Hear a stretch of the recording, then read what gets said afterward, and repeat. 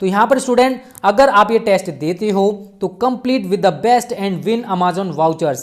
तो जो बच्चे रैंक 1 पर रहेगा उसके लिए 10,000 रुपये तक अमेजॉन वाउचर मिलेगा। जो रैंक 2 पर रहेगा उसके लिए 5,000 रुपये के अमेजॉन वाउचर मिलेंगे। जो बच्चा तीसरी रैंक पर रहेगा उसके लिए 3,000 रुपये के अमेजॉन वाउचर मिलेंगे। और जो बच्चे 4 से लेकर 50 रैंक के बीच में आएंगे उनके लिए 1,000 रुपये तक के अमेजॉन वाउचर मिलेंगे, जो के लिए आपके लिए स्टडी के साथ साथ प्राइज भी मिल रहा है। यार इससे बड़ी खुशखबरी क्या होगी। ठीक है बच्चों, और यहाँ पर आप देख सकते हो second contest for IIT-JEE on November 22 को होने वाला 2020। टाइमिंग रहेगा 11 बजे।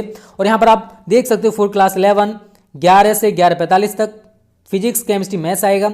3 round of 7 question each, negative score for incorrect answers. ठीक है, 11 क्लास 12 के लिए है और फॉर क्लास 13, ठीक है ना, जो ड्रॉपर्स होते हैं उनके लिए। ठीक है, तो यहाँ पर सभी के लिए टाइमिंग दे रखे है स्टूडेंट। तो 22 नवंबर को आप जरूर ज्वाइन करें, वीडियो के डिस्क्रिप्शन में आपको लिंक मिल जाएगी। ओके बच्चों, कंटेस्ट जो फॉर्मेट है वो क्या है, 45 मिनट्स का है, 21 क्वेश्चन हैं, सेपरेट कॉन्टेस्ट है, 3 सेक्शंस हैं, जे स्कोरिंग, फोर्टनाइटली कॉन्स्टेंट कंटेस्ट है। ठीक है बच्चों, और सिलेबस यहाँ पर आप देख सकते हो, सब कुछ आपको इस वीडियो के डिस्क्रिप्शन में मिल जाएगा। ओके स्टूडेंट्स, एनरोल कर सकते हो आप फ्री ऑफ कॉस्ट, इस वीडियो के डिस्क्रिप्शन में आपको लिंक दे रखी है। Okay students, thank you. Hello student, एक बार फिर से आप स्वागत है आपके अपने जो स्मार्ट स्टडी क्लासेस में। हाँ, तो हमारी इंग्लिश ग्रामर क्लास चल रही थी और जिसमें चल रहा था आपका वोकैबुलरी। क्या चल रहा था? वोकैबुलरी, जिसको हिंदी में बोलते हैं शब्दावली, जो आपके एग्जाम में 14 मार्क्स का आता है। तो इसमें आपकी 5 चीज़ें जुड़ी होती हैं। इसमें पहला होता है सिनोनियम्स, फिर एंटोनियम्स, फिर होमोफोन्स, फिर वर्ड सब्स्टिट्यूशन और फिर इडियम्स एंड फ्रेजेस। इस तरह से 5 को मिलाकर बनता है आपका वोकैबुलरी। वोकैबुलरी जो है बहुत ही महत्वपूर्ण टॉपिक है यदि आपके फ्यूचर लेवल से देखा जाए तो, क्योंकि जितने भी कंपटीशन के एग्जाम होते हैं उन सब में वोकैबुलरी बहुत ज़्यादा पूछा जाता है। इसलिए आपको वोकैबुलरी को बहुत ही अच्छी तरह समझना चाहिए। लेकिन एक बात इसमें आपको ये भी ध्यान रखनी चाहिए कि इसमें जो मार्क्स मिलते हैं वो आपको मैथ की तरह मिलते हैं। जैसे कि मैथ में देखा होगा आपने कि यदि सही होता है तो पूरे मार्क्स मिलते हैं और गलत होता है तो पूरे मार्क्स काट दिए जाते हैं। सेम कंडीशन इसमें भी ऐसा ही होता है। मान लीजिए कोई सिनोनियम्स दिया हुआ आपसे पूछा है कि इसके सिनोनियम्स लिखिए, और यदि आपने उसका सही लिखा है तो आपको पूरे मार्क्स मिलेंगे, यदि आपने गलत लिखा है तो आपको पूरे मार्क्स काट दिए जाएंगे। इसलिए आपको इस क्वेश्चन को बहुत ही अच्छी तरह से कंप्लीट करना है। भले ही मान लीजिए कोई क्वेश्चन कम कर लिया जाए, लेकिन आपको वोकैबुलरी में बिल्कुल भी आलस नहीं बरतना है। इसे आपको बहुत ही अच्छी तरह से समझना है और अच्छी तरह से करना है, क्योंकि ये जो 14 नंबर होते हैं बहुत ही महत्वपूर्ण होते हैं। यदि आपका सही हो जाएगा तो मान लीजिए 14 नंबर आपके ऐड हो जाएंगे। यदि आपसे कोई गलती हो जाएगी तो बिल्कुल भी नंबर नहीं मिलेंगे। जैसा कि मान लो सेंट्रल आइडिया आता है आपका एग्जाम में और आपने उल्टा सीधा जैसे बना के लिख दिया तो उसमें आपको कुछ न कुछ मार्क्स मिल जाएंगे।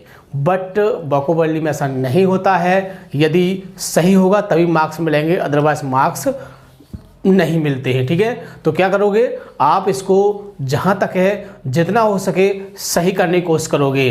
तो जो भी हमने इसमें कराया उसको आप पूरी तरह से कंप्लीट करोगे, उसको अच्छी तरह से याद रखोगे। ठीक है ना, क्योंकि तभी आप मार्क्स पूरे पा सकते हैं। ठीक है ना, तो अब तक आपका सिनोनियम्स कंप्लीट हो चुका है, एंटोनियम्स कंप्लीट हो चुका है और होमोफोन्स भी कंप्लीट हो चुका है। इस समय आपका चौथा पॉइंट चल रहा है आपका 1 वर्ड सब्स्टिट्यूशन, और इसके बाद आपका एक और बचा है सिर्फ आपका इडियम्स एंड फ्रेजेस, जिसके बाद आपका वोकैबुलरी पूरी तरह समाप्त हो जाएगा। ठीक है, तो आज हमारा जो 1 वर्ड सब्स्टिट्यूशन इसका दूसरा पार्ट प्रोवाइड करेंगे हम आपको, क्योंकि पिछली वीडियो हमने आपको पहला पार्ट प्रोवाइड किया था और आपने उसको याद भी कर लिया होगा, क्योंकि हम ज़्यादा शब्द कराते ही नहीं हैं, केवल 10 या 12 वर्ड ही देते हैं। तो देखो पिछली वीडियो हमने आपको 12 वर्ड दिए थे और इसमें भी हम आपको 12 ही शब्द देंगे, यानी कि 12 सबसे ज़्यादा नहीं कराएंगे, क्योंकि ज़्यादा फिर आप उसको याद नहीं कर पाओगे ठीक प्रकार से।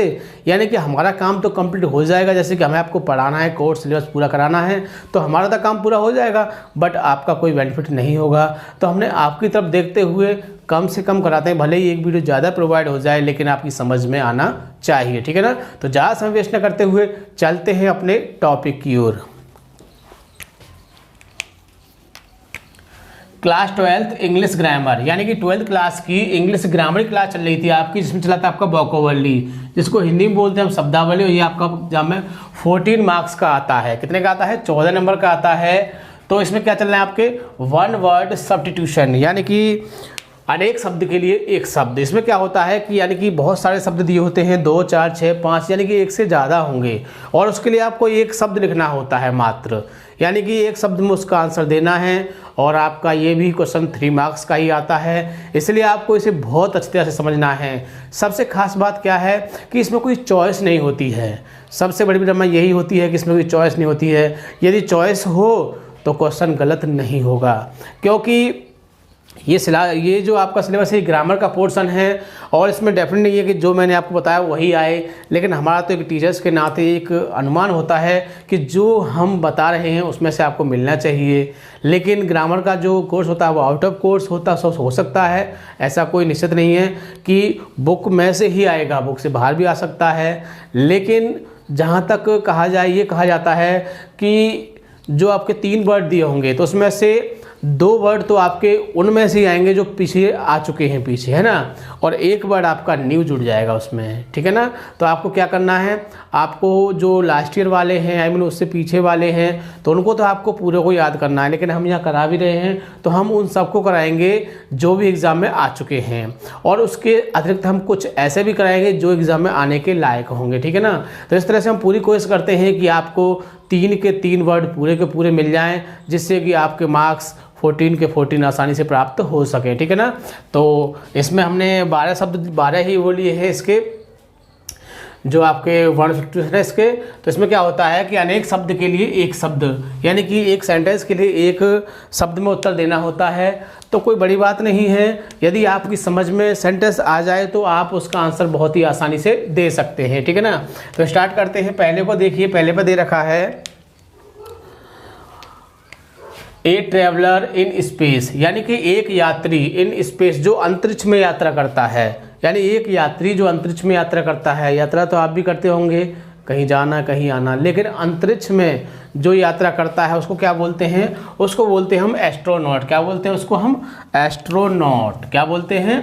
एस्ट्रोनॉट। जितना हो सके बार बार बोलने से क्या होता है कि शब्द हमारे दिमाग में बैठ जाता है और फिर वो कभी नहीं बोलते हैं, और यदि आपने एक बार बोल के छोड़ दिया तो ढंग से आपसे बोला भी नहीं जाएगा, ठीक है ना।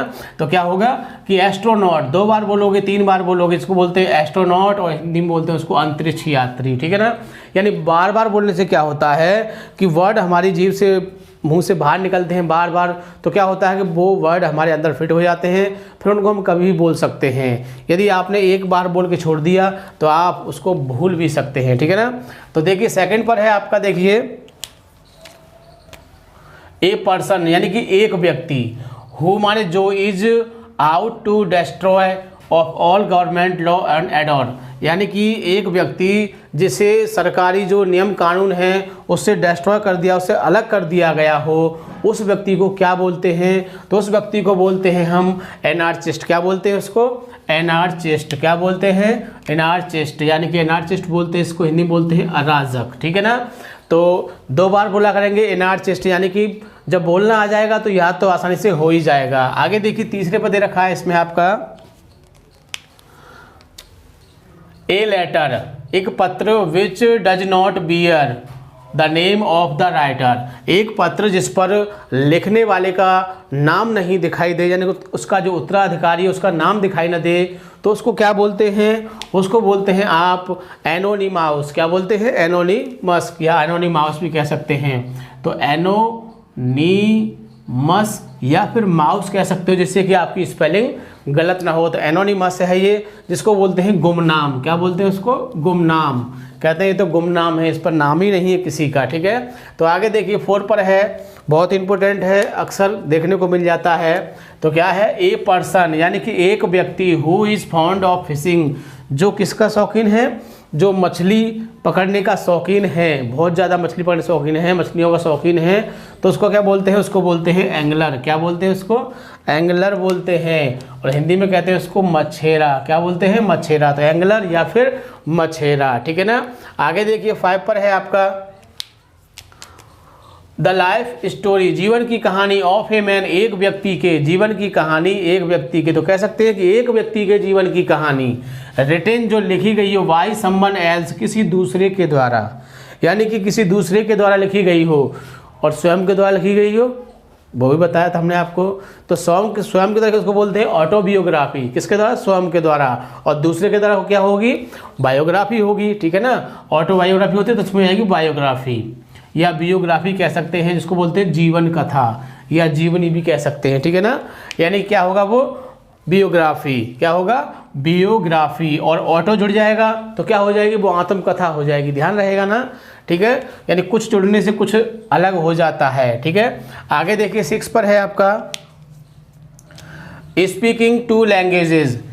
स्पीकिंग यानी बोलने वाला, 2 माने 2, लैंग्वेज मीन्स भाषा, यानी 2 भाषा जो बोल लेता है उसको क्या बोलते हैं? उसको बोलते हैं बिलैंग्वल। क्या बोलते हैं उसको? बिलैंग्वल बोलते हैं उसको, बिलैंग्वल यानी कि द्विभाषिक। क्या बोलते हैं उसको? द्विभाषिक, यानी 2 भाषा बोल सकता है उसको क्या बोलते हैं? बिलैंग्वल। यानी कि आपको तो किस में लिखना है? इंग्लिश में लिखना है, हिंदी में नहीं लिखना है आपको, इंग्लिश में लिखना है, तो उसको बोलते हैं बिलैंग्वल। क्या बोलते हैं? बिलिंगुअल बोलते हैं उसको, ठीक है। तो आसानी से 2-3 बार बोलोगे आपको समझ में आ जाएगा। आगे देखिए 7 पर है आपका ए डिसीज, यानी कि डिसीज होती है बीमारी। तो एक बीमारी विच माने जो, स्पीड माने फैलती है, बाई कॉन्टैक्ट। एक बीमारी जो कांटेक्ट से फैलती है, कांटेक्ट समझते हो ना, एक दूसरे के संपर्क से फैलती है, तो उस बीमारी को क्या बोलते हैं? हिंदी में कहते हैं छुआछूत की बीमारी। इसने उसको छू लिया उसको होगी, उसने उसको छू लिया उसको होगी, मैंने तुमको तुमने मुझको, तो ऐसी बीमारी को बोलते हैं छुआछूत की बीमारी बोलते हैं। तो जिसको बोलते हैं इंग्लिश में क्या कहते हैं उसको? कंटेजियस। क्या बोलते हैं इसको? कंटेजियस बोलते हैं उसको। क्या बोलते हैं? कंटेजियस। क्या बोलते हैं? कंटेजियस। 2-3 बार बोलोगे समझ में आ जाएगा। यानी कि छुआछूत की बीमारी क्या होती है? कंटेजियस होती है, ठीक है। आगे देखिए 8 पर देख लेते हैं विच कैन बी बिलीव्ड, यानी जिस पर विश्वास हो सके, जिस पर विश्वास किया जा सके। विच कैन बी बिलीव्ड, जिस पर विश्वास हो, तो क्या होता है? विश्वसनीय होता है वो, यानी क्रेडिबल होता है। क्या होता है वो? क्रेडिबल। क्या होता है? क्रेडिबल बोलते हैं उसको, विश्वसनीय। आगे देखिए 9 पर देखते हैं ए सिस्टम, एक सिस्टम, एक तरीका, ऑफ गवर्नमेंट, सरकार का एक तरीका, इन विच ऑल द पीपुल, जिसमें सभी लोग, ऑफ ए कंट्री, यानी जिस सरकार का एक नियम जिसमें एक देश के सभी लोग, can vote elect their government, यानी उनको वोट देकर, उनको मत देकर अपनी सरकार चुनते हैं, उसको क्या बोलते हैं? उसको बोलते हैं डेमोक्रेसी। क्या बोलते हैं उसको? डेमोक्रेसी बोलते हैं, बहुत इंपॉर्टेंट है। और हिंदी में बोलते हैं उसको प्रजातंत्र, यानी क्या बोलते हैं उसको? डेमोक्रेसी, और हिंदी में बोलते हैं उसको प्रजातंत्र। तो याद रहेगा, 2 बार पढ़ोगे अच्छी तरह से याद हो जाएगा, क्योंकि अक्सर ये मामले तो लाइफ में होते रहते हैं। बोर्ड पढ़ते हैं, सभी देखते होंगे, गाँव में पढ़ते हैं, शहरों में पढ़ते हैं, हर जगह पढ़ते हैं, है ना, विदेश में भी पढ़ते हैं, ऐसी कोई बात नहीं है।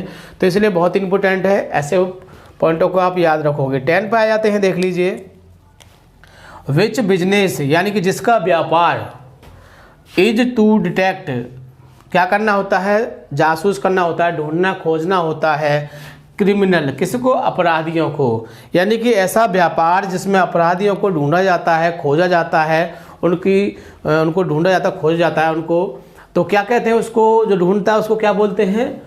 बोलिए। तो उसको बोलते हैं डिटेक्टिव। क्या बोलते हैं? डिटेक्टिव। क्या बोलते हैं उसको? डिटेक्टिव, यानी कि जासूस। क्या बोलते हैं? जासूस। ये तो अक्सर आपके उस पर बहुत सारे नाटक सीरियल आते होंगे कि डिटेक्टिव विजय, डिटेक्टिव सनी, डिटेक्टिव राज, बहुत सारे नाटक आते थे पहले, हमारे टाइम में भी आते थे, ठीक है, अब भी आते होंगे, बट अब हम नहीं देख पाते हैं, या मान लीजिए देखते ही नहीं हैं। तो इस तरह से डिटेक्टिव, ये तो कॉमन वर्ड है, आपने सुना भी होगा। डिटेक्टिव मीन्स क्या होता है? जासूस होता है, ठीक है। आगे 11 पर देखिए वांट। वांट मीन्स क्या होती है? चाहना या इच्छा। ऑफ रेन, बारिश की, यानी बारिश की इच्छा होती है, तो क्या होती है? बारिश की इच्छा किसे होगी? सूखा को होगी नहीं, तो क्या बोलते हैं उसको? ड्राउट बोलते हैं, ड्रॉट। क्या बोलते हैं? ड्रॉट। ड्रॉट मीन्स होती है सूखा। ये वर्ड हमने आपको उसमें भी पढ़ाया था, आपके होमोफोन्स में पढ़ाया था कि ड्रॉट में सूखा होती है, ड्रॉट में घुट होता है, ड्रॉट में मंजिल होती है। तो आपने याद कर लिया होगा उस समय भी, और इस समय भी आपने याद कर लोगे तो अच्छी तरह से, पूरी तरह से पक्का हो जाएगा, ठीक है। लास्ट पर देख लेते हैं 12 माह है, बहुत ही इंपॉर्टेंट है, हो सकता है कि आपको 2021 में देखने को मिले, इसलिए आप इसे बहुत ही अच्छी तरह से याद करोगे, ठीक है ना। तो क्या है देख लेते हैं। रूलर यानी कि एक शासक। रूलर कौन सा? शासक, जो शासन करने वाले होते हैं। हु माने जो, हैज एब्सोल्युटली पूरी तरह से, ऑथोरिटी क्या होता है? अधिकार होता है। यानी एक शासन जिसमें पूरी तरह से अधिकार एक व्यक्ति का होता है, सारी बातें उसी की मानी जाती हैं, चाहे लॉ गलत हो या सही हो, सब कुछ उसी के द्वारा माना जाता है। तो उसको क्या बोलते हैं? उसको हिंदी में कहते हैं तानाशाह। क्या बोलते हैं? तानाशाह। और इंग्लिश में बोलते हैं उसको डिक्टेटर। क्या बोलते हैं? डिक्टेटर। घर में कोई अगर बच्चा उधमबाजी करे या सबको परेशान करे तो बोलते हैं बड़ा डिक्टेटर बनना है तो कह देते हैं ना। इसलिए आप इस वर्ड को ध्यान रखोगे, ठीक है ना। या मम्मी आपकी ज़्यादा तुमको परेशान करती हो तो क्या बोलते होंगे? इंग्लिश में नहीं कहते होंगे तो हिंदी में जरूर कहते होंगे, ओ मम्मी तानाशाह बन रही हो आप तो। क्या बन रही हो? तानाशाह बन रही हो। यानी कि तुम्हारा ही शासन चलेगा यहाँ पर और किसी का नहीं चलेगा, ठीक है ना। तो याद हो जाएगा आपका डिक्टेटर शब्द है, क्या है वो? डिक्टेटर। तो इस तरह से ये थे आपके 12। हमने कहा था ना कि हम ज़्यादा नहीं लेते, एक बार में 12 ही बताएंगे ताकि आप 12 को एक साथ आसानी से याद कर सकते हैं। यदि आपको ज़्यादा दे देंगे तो हमारा तो काम ख़त्म हो जाएगा, बट आपका नहीं हो पाएगा, ठीक है ना। इसलिए हम कम से कम ही वर्ड देते हैं, भले ही एक वीडियो ज़्यादा क्यों ना बन जाए, ठीक है ना। तो 12 वर्ड हैं, वीडियो को 1 या 2 बार देखोगे और बहुत ही आसानी से आपको याद हो जाएगा। सबसे खास बात, वीडियो को लाइक या शेयर करना नहीं भूलोगे ताकि और आपके भाई बंधु भी इस चीज़ का फ़ायदा उठा सके, ठीक है। Thank you. जय हिंद, जय भारत।